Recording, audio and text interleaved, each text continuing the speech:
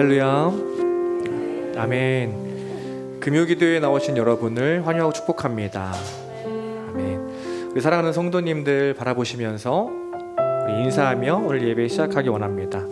서로 바라보시면서 이렇게 인사하겠습니다. 잘 오셨습니다. 인사하겠습니다. 잘 오셨습니다. 네, 잘 오셨습니다. 잘 오셨습니다. 금요기도에 나오신 여러분을 환영하고 축복합니다. 아멘. 3월의 첫째 주 첫 번째 금요 기도회입니다. 추운 겨울 잘 지나고 이제 날씨가 풀려가는 중에 있습니다.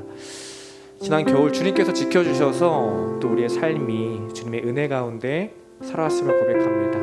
오늘 이 시간 우리 예배할 때 추운 겨울 동안 우리의 믿음을 지켜주시고 우리의 삶을 지켜주신 주님께서 이 시간 우리 예배 가운데 역사하여 주시고 우리의 꽁꽁 마음들, 꽁꽁 얼었던 모든 문제들이 오늘 예배를 통해 회복되고 응답받는 시간이 되게 해달라고 제가 주님 앞에 기도하며 오늘 예배 함께 시작하길 소망합니다. 주님 앞에 하나님 오늘 예배 붙들어 주십시오.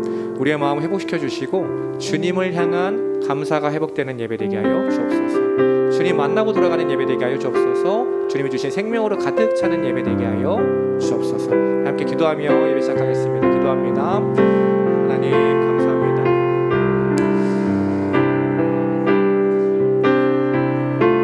예배할 수 있는 건강을 주시며 감사합니다. 예배할 수 있는 환경을 허락하시며 감사합니다. 하나님 예배할 수 있는 시간과 장소와 이 공동체를 주시며 주님 감사합니다. 지난 겨울 주님이 붙들어 주셔서 또 살아올 수 있었습니다. 매일 위태롭고 매일 흔들리지만 주님이 붙들어 주셔서 주님의 은혜로 살아왔습니다. 따뜻한 봄 날씨가 되어서 꽁꽁한 날씨가 녹아지는 것처럼 아버지 우리의 마음들이 녹아지고 우리 삶의 여러 가지 문제들이 오늘 말씀을 통해 하나님의 그 따뜻한 은혜를 통해 아버지의 사랑을 통해 녹아지고 회복되는 역사가 오늘 예배 가운데 일어나게 하여 주옵소서. 오늘 찬양할 때 우리의 마음이 회복되게 하여 주십시오. 하나님 말씀을 통해 아버지의 역사가 일어나는 시간 되게 하여 주옵소서. 주 앞에 기도할 때 주가 응답받는 은혜가 우리에게 일어나게 하여 주옵소서.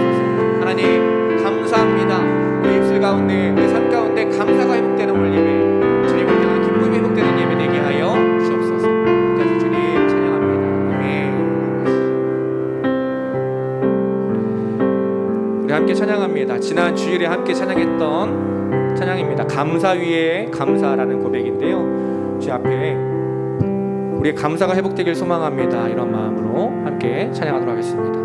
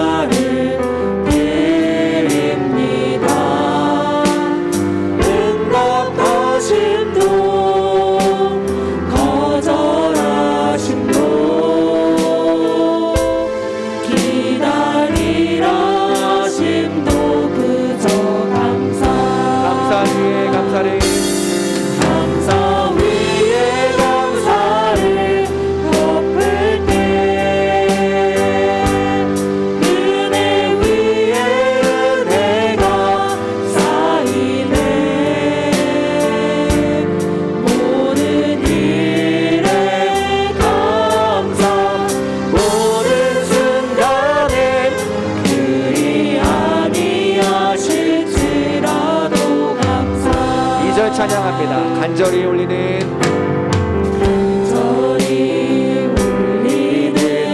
나의 기도 간구보다 감사를 드립니다. 기쁜 날에도 고통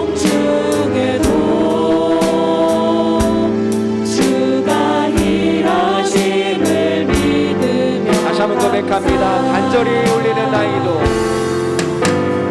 간절히 울리는 나의 기도 간구보다 감사를 드립니다.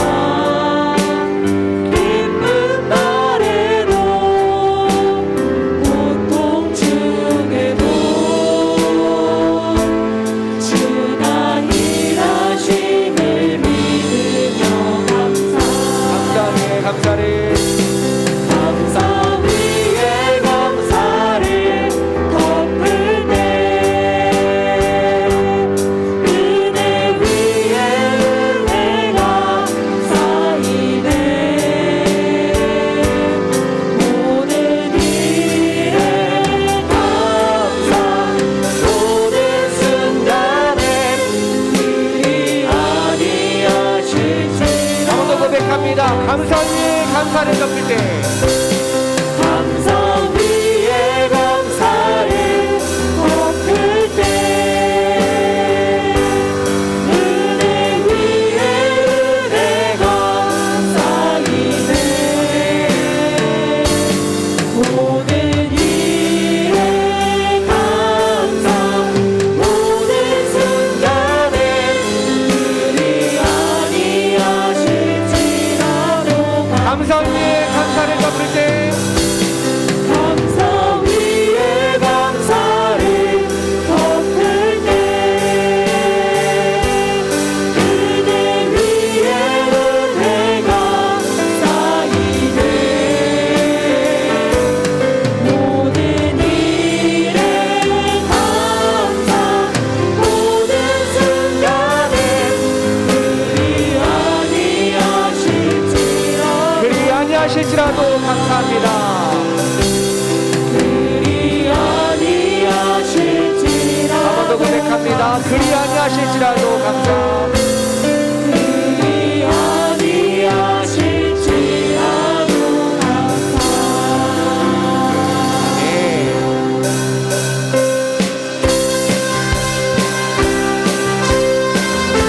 하늘밖에 합당하신 주님께 우리 박수 치시면서 함께 찬양합니다. 예수보다 더 좋은 친구 없네. 예수보다 더 좋은 친구 없네. 예수보다 더 좋은 친구 없네. 예수보다 예수보다 더 좋은 친구 없네. 예수보다 더 좋은 친구 없네.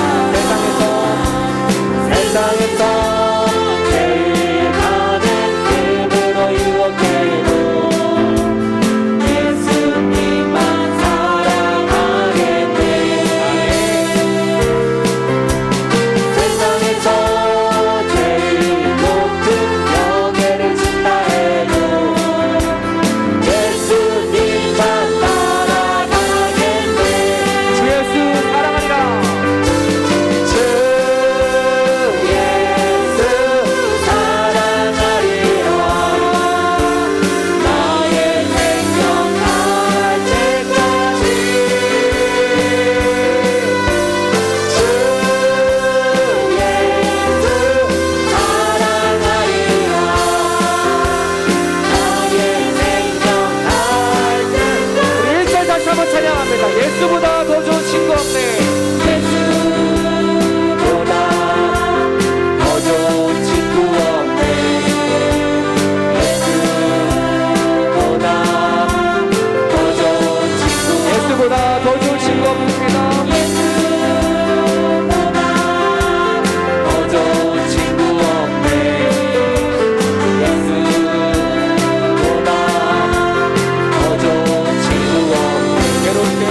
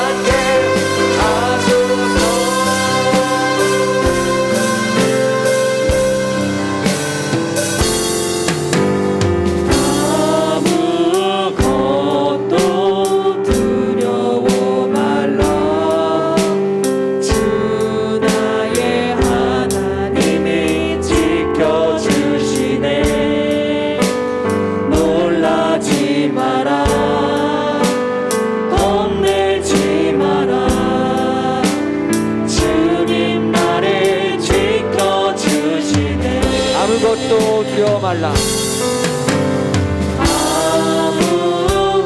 아무것도 두려워 말라.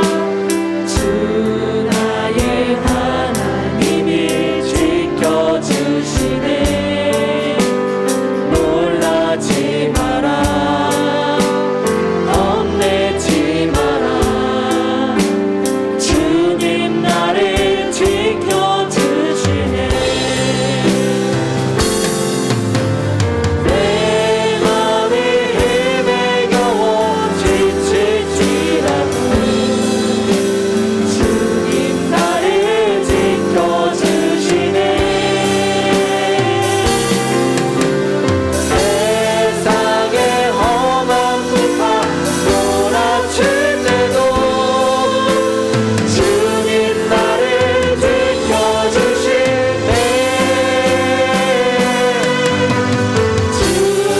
주님은 나의 산성. 주님은 나의 요새.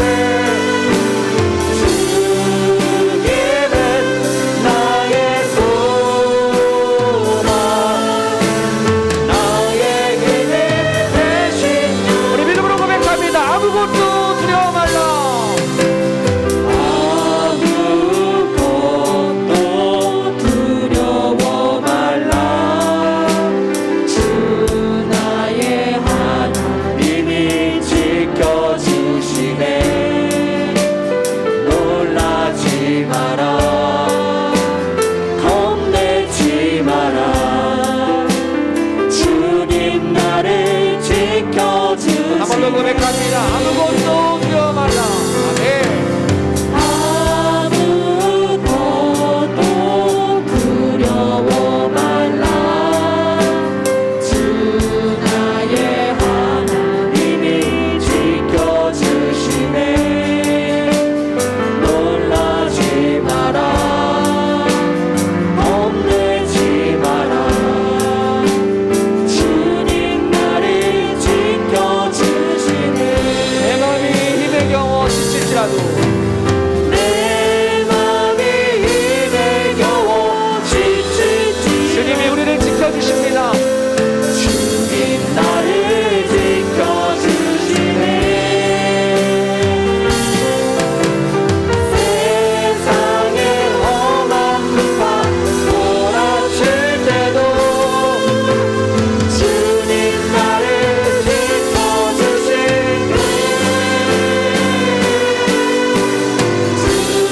주님은 나의 산성. 주님은 나의 요새. 주님은 나의 소망. 나의 힘이 되신. 내 마음이 힘에 겨워 지칠지라도 내 맘이 힘에 겨워 지칠지라도 주님 나를 지켜주시네.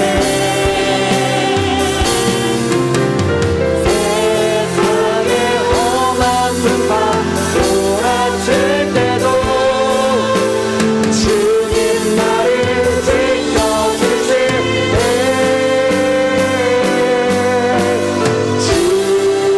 주님은 나의 산성. 주님은 나의 요새. 주님은 나의 소망. 나의 힘이 우리의 산성 되신 주님 다시 한번 찬양합니다. 주님은 나의 산성. 주님은 나의 산성. 주님은 나의 요새. 주님은 나의 소망. 나의 힘이 되신. 나의 힘이 되신 여호와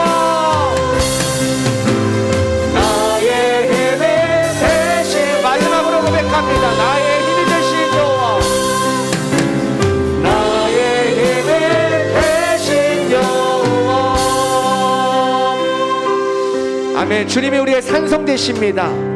주님이 우리 인생의 든든한 요새가 되어 주십니다. 주님이 우리 인생의 유일한 소망이 되어 주십니다. 오늘 주님이 우리에게 하시는 말씀이 우리에게 생명을 주시는 말씀을 우리가 믿습니다. 그 말씀에 순종하겠습니다. 그 말씀에 귀 기울이겠습니다. 그 말씀 붙들고 살아가겠습니다. 오늘 예배를 위해서 말씀 선포하시는 목사님 위해서 함께 그 말씀 듣고 순종하길 결단하는 우리 모든 성도님들 위해서 지금 우리 함께 기도하겠습니다. 주님의 이름을 한번 부르고 함께 통소리로 합니다. 기도하겠습니다. 주여!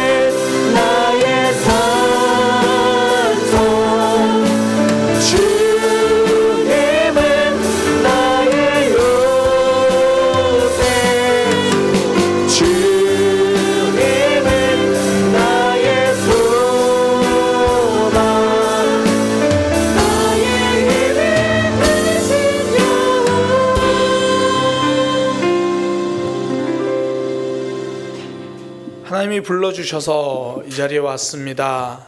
하나님께서 믿음 주셔서 하나님 앞에 예배합니다.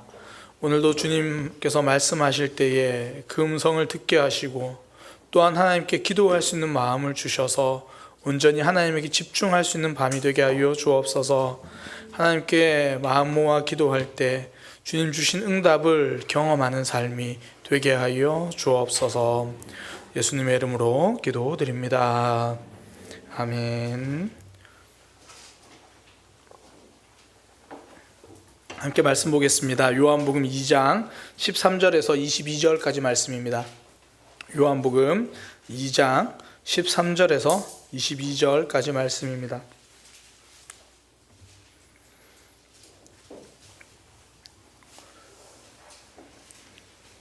요한복음 2장 13절에서 22절까지 말씀 한 절씩 교독하도록 하겠습니다. 제가 한 절 읽고 성도님들 한 절 읽으시고 교독합니다.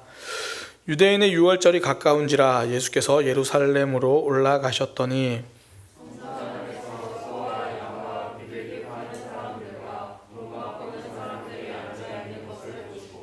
노끈으로 채찍을 만드사 양이나 소를 다 성전에서 내쫓으시고 돈 바꾸는 사람들의 돈을 쏟으시며 상을 엎으시고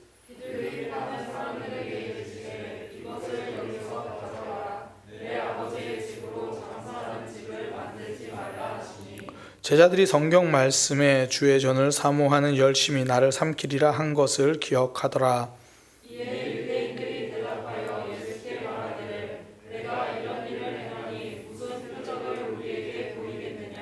예수께서 대답하여 이르시되 너희가 이 성전을 헐라 내가 사흘 동안에 일으키리라.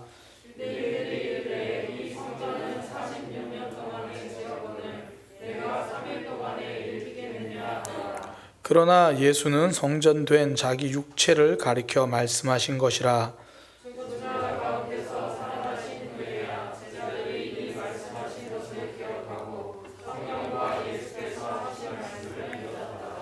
아멘.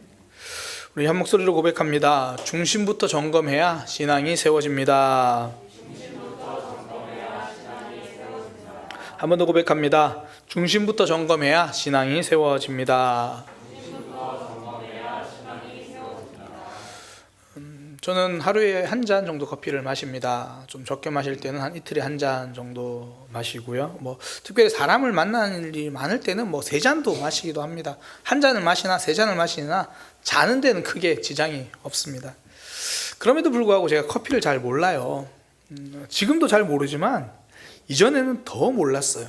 늘 믹스 커피만 먹고 이 아메리카노도 그냥 카페에서 그냥 시켜 먹을 줄만 알았거든요. 그래서 그 한 잔의 커피가 어떻게 만들어지는지를 몰랐어요.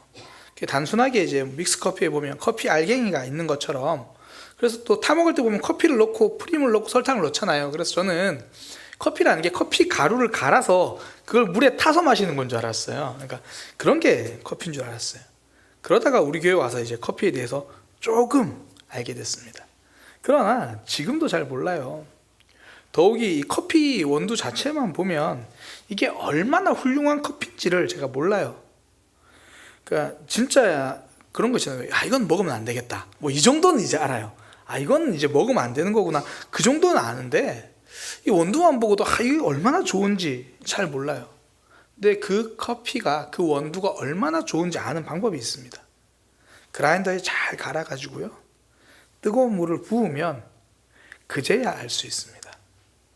원두 자체 그 알갱이로 있을 때 알지 못했던 그 원두의 차이를, 원두를 갈아서 뜨거운 물로 내리고 나면 알 수 있습니다. 그때부터 맛에서 차이가 나는 거죠. 커피는 잘게 부서지고 나면 그 가치가 나타납니다. 근데 우리 주변을 보면 그런 것들이 되게 많아요. 겉으로 볼 때는 모르는데 그걸 부셔서 안을 들여다보면 알 수 있는, 어떨지 몰라도 일반인들은 수박에 대해서 겉모습 보고 안을 맞추기는 쉽지 않을 것 같아요. 제가 하나 기억이 나는 게, 홈플러스 가서 수박을 사려고 하는데 그 직원에게 물었어요. 좀 추천해 주니까 직원이 하는 말이, 사실 저희도 모릅니다. 대충 두드리는 척하고 주는 거예요. 저는 그 말이 되게 좀 이게 신뢰가 가더라고요. 그러니까 안에 얼마나 익었는지 혹은 속이 얼마나 다 골았는지 겉으로 보기에는 알기 어렵죠. 칼로 잘라서 껍질 속을 들여다봐야 상태를 알 수 있습니다. 그러니까 겉은 멀쩡해도 속은 아직 덜 익은 건 아닌지, 혹은 겉은 멀쩡해도 속은 다 골았을 수도 있는 거죠. 껍질을 벗겨봐야 정체가 드러납니다. 오늘 본문에서 예수님은 유대인들의 껍질 속에 숨겨진 진실을 폭로하십니다. 예수님은 6월절이 되어서 이제 예루살렘으로 가셨어요. 그리고 성전에 들어가셨는데 성전 안에서 예수님이 난동을 부리십니다. 성전 안에서 소, 양, 비둘기 파는 사람들을 내쫓으시고요, 돈 바꿔주는 사람들의 상을 엎어버리십니다. 왜 이러실까요? 이 사실 어떤 의미에서 소나 양이나 비둘기 파는 사람들이 필요합니다. 이 당시 이스라엘 백성들은 이제 누구나 예루살렘 성전에 가서 제사 드리기를 원했어요. 그래서 절기가 되면, 특히 이제 6월절 절기가 되면 이 예루살렘 성전으로 가서 예배를 드리려고 합니다. 제사를 드리려고 해요. 그런데 그러면 각자가 하나님께 드리는 제물이 있어야 되거든요. 그러다 보니까 여기 성전에서 제물을 파는 거죠. 이해가 되죠. 뭐 부산에서 예를 들어 대전까지 뭐 거리 정도 가서 거기서 제사를 드려야 되는데 그때부터 양을 끌고 오긴 힘들잖아요. 그때부터 비둘기 한 마리 잡아다가 오기 쉽지 않죠. 비둘기는 그래도 예루살렘 근처에서 잡아보자. 다 제사 드리러 온 사람이라서 비둘기가 없죠. 그래서 그곳에 사서 제사 드리는 것 나쁘지 않습니다. 이해할 수 있죠. 뭐 편의상 가능합니다. 근데 문제는 돈이 걸려 있는 거죠. 제사를 드리려면 흔히 말하는 흠이 없는 제물이어야 합니다. 그래서 이걸 흠이 없다라는 것도 제사장들이 확인해 줘야 되거든요. 열심히 양을 끌고 왔어요. 부산에서 애지중지한 양을 끌고 왔는데 제사장이 이거 흠이 있는 것 같은데 그래버리면 그 제물로 제사를 못 드려요.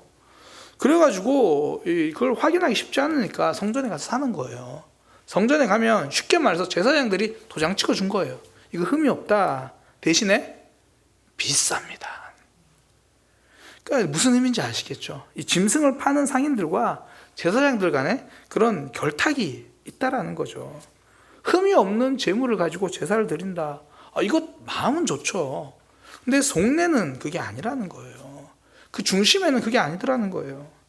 돈 바꾸는 문제도 그래요. 당시에는 이제 성전세라는 걸 드려야 되거든요. 그런데 이 당시에 로마가 이제 지배하고 있으니까 보통 통용하는 화폐는 이 로마 황제의 얼굴이 새겨진 그 화폐죠. 하나님의 성전에 그 사람의 우상 형태가 있는 것을 드리지 못한다 그래가지고 이걸 그 당시에 드로의 은전이라는 돈으로 바꾸어서 성전세를 드려요. 그 바꾸는 과정에서 폭리를 취하는 겁니다. 그러니까 그런 상황에서 이런 상황을 다 알고 계시니까 중심을 아시니까 예수님이 그 사람들을 내쫓고 상을 뒤엎으신 거죠. 오늘날이라면 아마 예수님이 그러고 나서 실시간 네이버 검색어에 나사렛 예수 난동 이렇게 이제 올라올 거예요. 뭐 뉴스에 신문 기사 이렇게 떴을 겁니다. 나사렛 출신 예수 예루살렘 성전에서 난동 부리다. 예수의 과격한 행동으로 시민들 유월절 지키는데 큰 차질이 생겨. 예수의 가르침 너무 급진적이라 사람들 당황. 뭐 이런 식의 이제 제목들이 실시간으로 막 뉴스가 올라오겠죠. 그러면서 그날 저녁 9시 뉴스가 되면 이 앵커가 나와서 한 사람 인터뷰할 거예요. 들어보니까 10년 동안 예루살렘 성전에서 소와 양을 팔던 분인데 자기소개 좀 부탁드립니다. 예. 저는 아버지 때부터 이 예루살렘 성전에서 소와 양을 팔고 있는 아브라함이라고 합니다. 그러면서 이제 사실 이번 일이 더 예견된 그런 일이라고 하던데요. 뭐 평소에 시중가보다 많이 비싸지 않습니까? 사실 우리가 파는 양이 시중가보다 좀 비싸긴 합니다. 그런데 흠없는 양으로 키우는데 비용을 생각하면요, 때로는 적자가 들기도 합니다. 더욱이 우리가 이거 돈 벌자고 하는 일이 아니라 다 하나님께 제사 드리려는 백성들을 도우려는 마음입니다. 그래도 이번 일을 통해서 사람들의 마음이 좀 어떤가요? 저희 모습 보고 어떤 사람들은 뭐 잘됐다고 말하는 분들도 있겠지만 이번 일을 통해 다친 사람들도 있고 너무 놀라서 정신과 치료를 받고 있는 사람들도 있습니다. 그런데 저희도 이번 기회에 스스로 돌아보면서 개선할 점은 개선하겠습니다. 그러나 이것만 꼭 알아주십시오. 우리가 돈을 벌려는 게 1차 목적이 아니라 예배를 돕기 위해서입니다. 이유는 화려하죠. 사람들의 여론은 달라질 수 있습니다. 그러나 그들을 보는 하나님의 평가는 달라지지 않습니다. 하나님은 이유를 들으시는 분이 아닙니다. 중심을 보시는 분입니다. 그들은 유월절 잘 지키기 위해서라고 말했을 거예요. 그건 껍데기입니다. 돕는다고 말했습니다. 그건 껍질입니다. 그들 중심이 장사 속이라는 것을 아셨기 때문에 예수님은 그들을 모두 쫓아내버리셨죠. 중심을 점검하지 않으면 이유가 아무리 그럴듯해도 결국 내쫓깁니다. 지난 주일 금요일 전도사님이 새벽 말씀을 제가 앉아서 들으면서요, 너무 큰 울림으로 제게 다가왔어요. 제가 요즘에 그때 전도사님 새벽 말씀을 제 삶의 제 신앙의 이정표로 붙들고 제가 살고 있습니다. 그러니까 삶에서 누가라는 단어와 왜라는 단어를 기억하라, 그런 말씀이었어요. 그러니까 이 일을 누가 하시는가? 내가 아니라 하나님이 하신다는 거죠. 그때 설교 때 말씀하셨던 거, 네가 하냐? 내가 하지. 하나님이 하신 말씀. 그 다음 단어가 왜인데요. 왜? 그러니까 이런 거예요. 하나님이 우리에게 건강을 주신다면, 저에게 건강을 주셨다면 그거 왜 주셨겠는가? 그거 생각하라는 거예요. 나에게 물질을 주셨다면 그걸 왜 주셨겠는가? 그거 생각하라는 거예요. 저는 이 왜라는 질문이 요즘 제 신앙에 정말 큰 이정표가 돼요. 예를 들어 이런 겁니다. 하나님, 우리 사랑의 교회가 더 많이 부흥하고 사람들이 차고 넘치는 성장하는 교회가 되었으면 좋겠습니다. 왜? 이 교회가 더 커져야 하는 이유가 뭘까? 하나님, 그래도 하나님 나라를 위해서, 다른 교회가 커져도 하나님 나라를 위해서인데 왜 이 교회가 커져야 될까? 여러 가지 이유는 제가 말할 수 있어요. 그러나 제 중심에서 하나님이 저한테 원하시는 대답은 뭘까? 제가 그날 새벽에 하나님께 기도하면서 한참을 제가 그 실험을 했어요. 계속 물으시는 거예요. 왜? 정말? 진짜야? 그게 진짜 이유 말고 너 중심이야? 물으시는 거예요. 뭐 예를 들어 이런 거예요. 하나님, 좋은 직장에 취직하게 해주세요. 왜? 내가 왜 너를, 요즘 뭐 현대자동차 생산직이 난리라던데, 내가 왜 너를 현대자동차 생산직에 취직하게 해줘야 돼? 이 설교를 제 조카가 들어야 됩니다. 왜 취직하게 해줘야 하는데? 하나님, 저 건강하게 해주세요. 왜? 하나님, 저 예배 드리려고요. 근데 너 건강하게 해줬더니 놀러 가던데? 제가 기도하는 제목에 하나님이 왜라고 물으시면 멋진 이유는 될 수 있습니다. 하나님 나라를 위해서요, 예배를 위해서요, 이웃들을 위해서요. 그러나 하나님은 이유를 물으시지 않습니다. 중심을 물으시는 겁니다. 왜라고 질문하면서 중심을 살피시는 거예요. 그리고 다시 한번 우리에게 목적을 생각하게 하십니다. 왜라는 그 질문에 분명하게 대답하다 보니까 저도 제 중심이 자꾸 보이더라고요. 그러면서 중심이 틀렸구나, 이거 깨달으면서 다시 수정하게 되더라는 거죠. 하나님, 저 돈 많이 벌게 해주세요. 왜? 하나님 나라를 위해서 많은 일을 하려고요. 근데 너 돈 버느라 지금 나랑 멀어지고 있잖아. 하나님 나라라고 말하는 것이 화려한 이유지 내 중심은 아니구나. 그러면서 지금 하나님 나라를 위해 살기로 다짐하는 거죠. 예루살렘 성전에서 제사에 쓰일 제물을 팔던 사람들, 그들이 말하는 이유가 무엇이든 간에 중심을 보시는 예수님의 평가, 장사하는 곳이 아니다, 장사 속이라고 말씀하시는 거예요. 하나님은 중심을 보신다고 성경에서 이야기하고 크리스찬들은 누구나 알고 있는 그 이야기. 우리는 이 중심을 보시는 하나님 앞에서 우리의 신앙 형태 보통 두 가지로 점검하게 되죠. 첫 번째, 중심을 보시니까 정말 안타깝게도 잘하고 있어도 다시 질문하게 되는 거죠. 잘하고 있는 것이 아닐 수 있다는 거예요. 또 하나는 남들이 알아주지 않아도 정말 사람들 앞에서는 부끄럽지만 그래도 하나님이 중심을 보시니까 드러나는 모습은 참 부끄러운데 그래도 하나님 앞에서는 진실하게 기도한 신앙일 수도 있다는 거죠. 이 두 가지를 우리는 점검하게 됩니다. 잘하고 있어도 진짜 잘하고 있는 건지 돌아봅니다. 또 하나, 부끄러운 모습이지만 하나님 앞에 기도하고 있는 신앙인지, 이 두 가지를 점검하는 거죠. 먼저는 잘하고 있어도 잘하는 것이 아닐 수 있다는 겁니다. 예수님의 행동을 보면서 사람들이 이렇게 말해요. 네가 뭔데 왜 그러냐? 네가 왜 이렇게 하는 그 영적인 권위, 그 표징이 있냐? 이렇게 사람들이 물어요. 그때 예수님은 이렇게 말씀하십니다. 내가 그 표징 말해줄게. 이 성전, 정말 화려한 이 성전을 허물어라. 그럼 내가 3일 만에 세우겠다. 사실 예수님은 이거 부활에 대해서 말씀하신 거거든요. 성전이신 예수님이 이 종교 지도자들의 계략으로 죽으시고 3일 만에 부활하신 걸 말씀하신 거예요. 근데 그들은 그거 못 알아듣고 지금 화려한 성전에 대한 자부심만 이야기하는 거예요. 이 성전이 46년 동안 지어진 거다. 어마어마한 성전이거든요. 보기에 괜찮아 보여요. 화려해 보여요. 지금 잘하는 것처럼 보이는 거죠. 당시 역사학자들이 이 당시 예루살렘 성전을 보면서 이렇게 기록했어요. 이처럼 화려한 모습의 예루살렘 성전을 보지 못한 사람들은 아직 예루살렘을 제대로 본 것이 아니다. 그리고 이런 기록도 있습니다. 성전의 건축 양식을 보지 못한 사람은 화려한 건축물을 보지 못한 사람이다. 이렇게 말할 정도로 굉장한 그 예루살렘 성전이 화려했습니다. 사람들이 보기에 이야, 이 정도면 신앙생활 잘할 수 있겠다, 뭐 그런 거죠. 당시 뭐 여전히 역시 당시 기록입니다. 절기 때가 아니더라도요, 그 예루살렘 성전 안에 2만 명 정도의 제사장과 레위인들이 24개의 조로 나누어서 날마다 성전에서 희생제사를 드렸어요. 그러니까 겉으로 보기에 신앙생활 잘하고 있는 것처럼 보였어요. 그러나 중심을 보시는 하나님의 결정은 무너짐이에요. 부서짐이에요.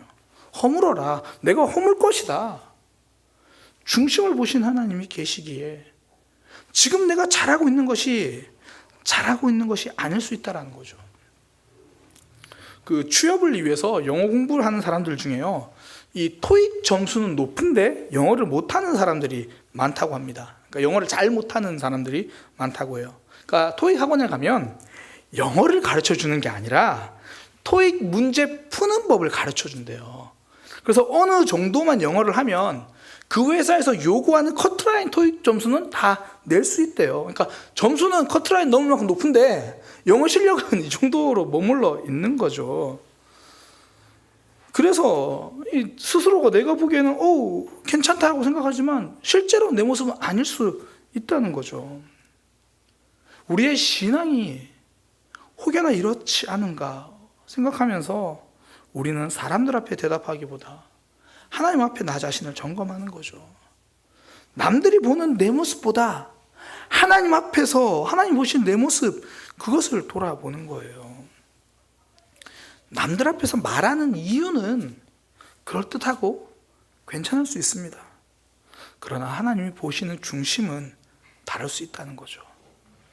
화려한 성전 같지만 무너질 믿음일 수 있고, 믿음 생활 돕기 위해서 하는 행동이라고 말은 하지만 실상은 예수님이 채찍 만들어서 내쫓으시는 모습일 수도 있다라는 거죠.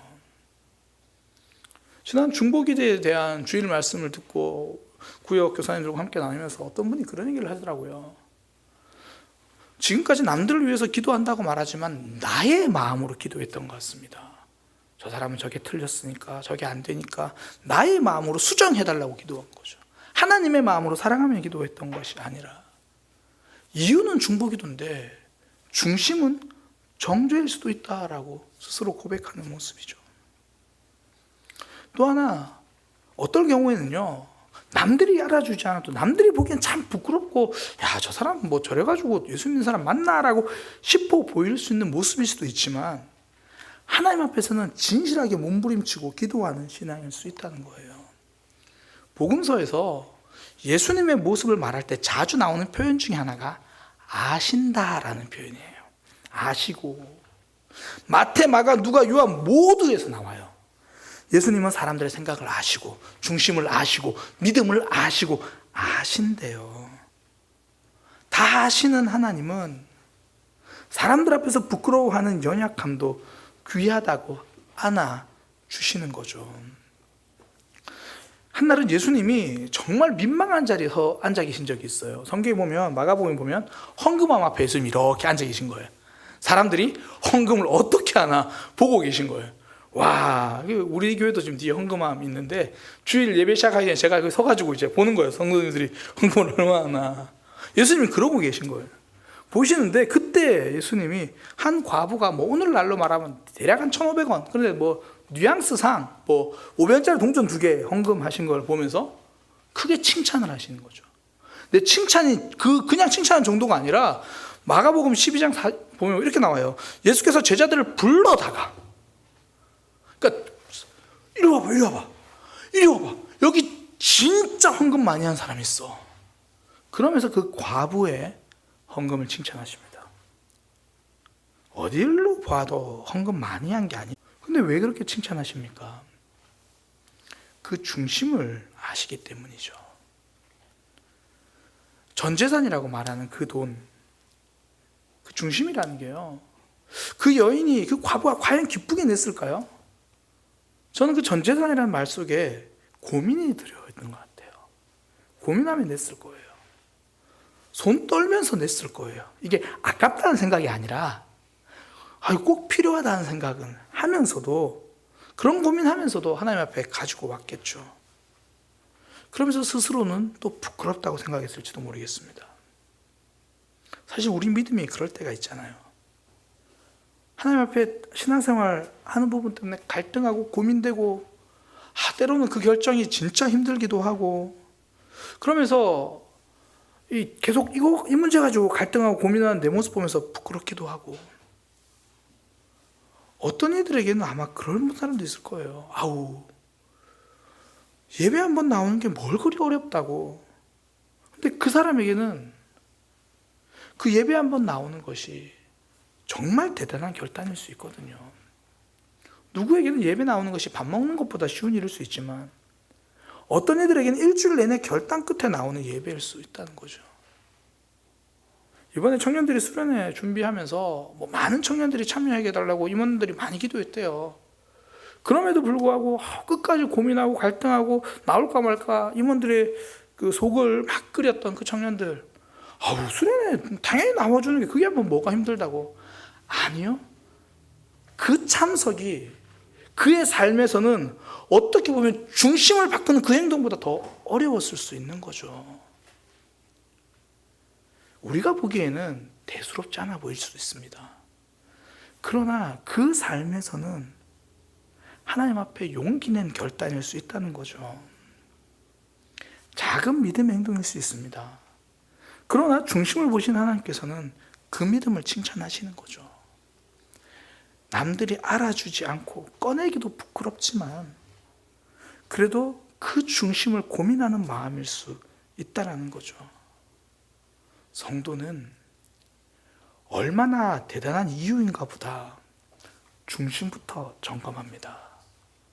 중심부터 점검해야 내쫓기지 않아요. 중심을 놓치지 않아야 신앙이 세워집니다. 그렇지 않으면 금세 변질되죠.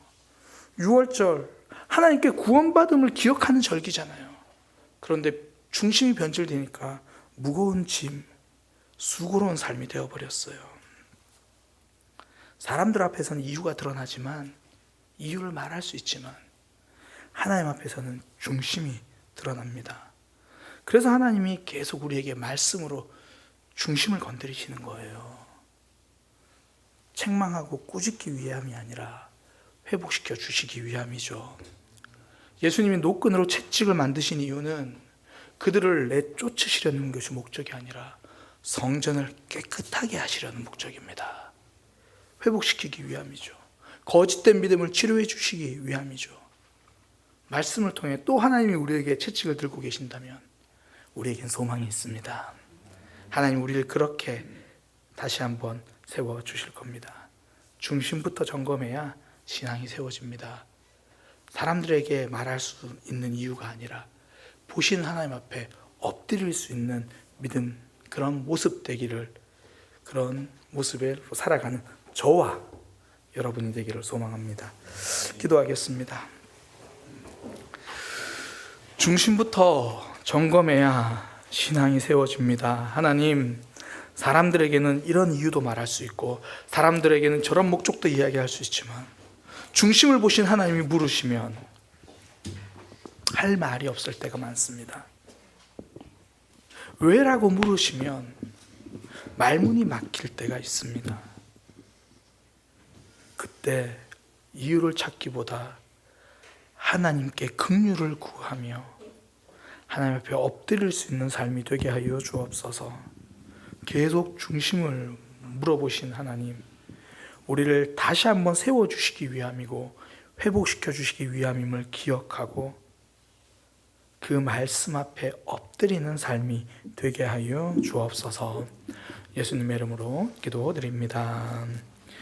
아멘. 함께 찬양합니다. 아무것도 두려워 말라. 찬양하겠습니다.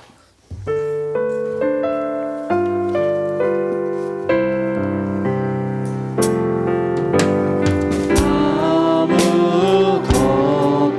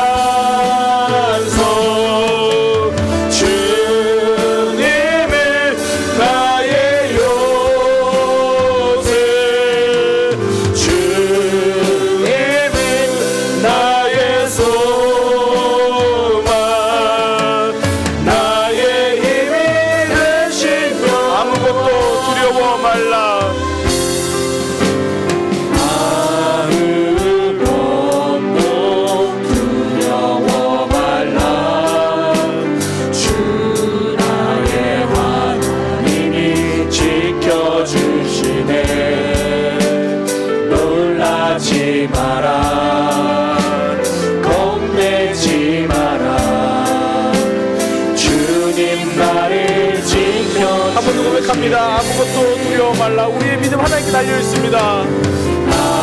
아무것도 두려워 말라. 주 나의 하나님이 지켜주시네. 놀라지 마라. 겁내지 마라. 주님 나를 지켜주시네. 내 맘이 힘에 겨워 지칠지라도 주님 나를 지켜주시네. 세상의 험한 풍파 몰아칠 때도 주님 나를 지켜주시네. 주님은 나의 산소, 주님은 나의 요새, 주님은 나의 소망, 나의 힘이. 내 마음이 힘에 겨워 지칠지라도 내 맘이 힘에 겨워 지칠지라도 주님 나를 내 마음이 힘에 겨워 지칠지라도 내 맘이 힘에 겨워 지칠지라도 주님 나를 한 번 더 고백합니다. 내 마음이 힘에 겨워 지칠지라도 내 맘이 힘에 겨워 지칠지라도 주님이 우리의 믿음을 지키십니다. 우리의 삶을 지키십니다. 우리 인생을 붙들고 계십니다. 세상의 험한 풍파 몰아칠 때도 우리의 믿음은 주님이 지켜주십니다. 우리의 영혼은 하나님이 붙들어 주십니다. 주님은 나의 산소, 주님은 나의 요새, 주님은 나의 소망, 나의 힘이 되신 여호와. 할렐루야! 할렐루야! 우리의 삶도, 우리의 믿음도, 우리의 영혼도, 우리의 가정도, 우리 사랑의 교회도 하나님이 지켜주십니다. 하나님이 중심을 보신다는 말씀을 들을 때마다 하나님 정말 다행입니다. 이 마음보다는 하나님 저 어떡합니까? 라는 그런 애통함이 먼저 나옵니다. 하나님 중심 보시지 말고 적당한 이유만 봐주시면 안 될까요? 이렇게 연약하고 부족한 우리 이 신앙을 하나님이 지켜주십니다. 우리에게 다시 한번 중심을 말씀하신 이유는 다시 한번 우리를 깨끗게 하시기 위함이고, 다시 한번 우리를 회복시키기 위하심이고, 다시 한번 우리에게 은혜 주시기 위해서입니다. 우리 시간 하나님 앞에 말씀 기억하면서 기도할 때요, 하나님 은혜 내려 주옵소서, 하나님 은혜 내려 주옵소서, 우리의 믿음을 붙들어 주옵소서, 우리의 신앙을 붙들어 주옵소서, 우리의 중심을 붙들어 주옵소서. 우리 그렇게 함께 기도하겠습니다. 주님 한번 부르고 함께 기도합니다. 주여,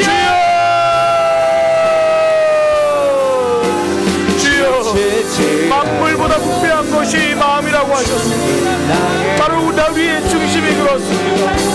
하나님 적당히 이유만 봐주신다면 그나마 주 앞에 나와 기도라도 하겠는데, 적당히 이유만 보신다면 그냥 그것은 그대로 하나님 앞에 나설 수 있겠는데, 주님 중심을 보신다고 하니 어떡합니까? 그동안 화려한 이유로 이야기했던 하나님 나라를 위해서, 영혼들을 위해서, 교회를 위해서, 하나님을 위해서라는 말들이 주님 사실은 나의 욕심을 가리기 위함이고, 사실은 나의 완악함을 가리기 위함이고, 사실은 내 욕심을 채우기 위함이고, 주님 하나님 앞에 고백할 수밖에 없습니다. 주님 긍휼히 여겨 주옵소서.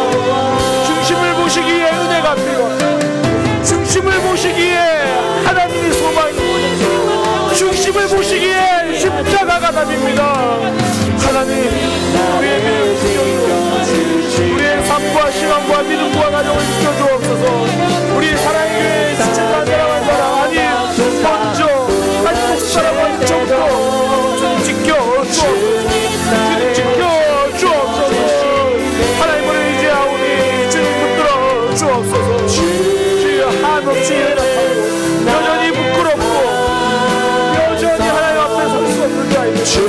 하나님께서 또 기회를 주시고 또 살려주시고 또 말씀하여 주시니 하나님 주님 인도하여 주옵소서. 주님 인도하여 주옵소서. 주님 인도하여 주옵소서. 주여 은혜를 내려 주옵소서. 하나님 은혜가 우리에게 소망입니다. 하나님 은혜가 우리에게 소망입니다. 하나님 은혜가 우리 사랑의 교회 소망입니다. 하나님 은혜가 우리 영혼 유일한 소망입니다. 하나님 예수님께서 높은으로 천지를 만드시고 성전을 깨끗게 하시고 우리의 중심을 깨끗게 하기 위함 우리에게 다시 한번 기회 주시기 위함이시오. 은혜 내려주시기 위함이오. 은혜를 내려주옵소서.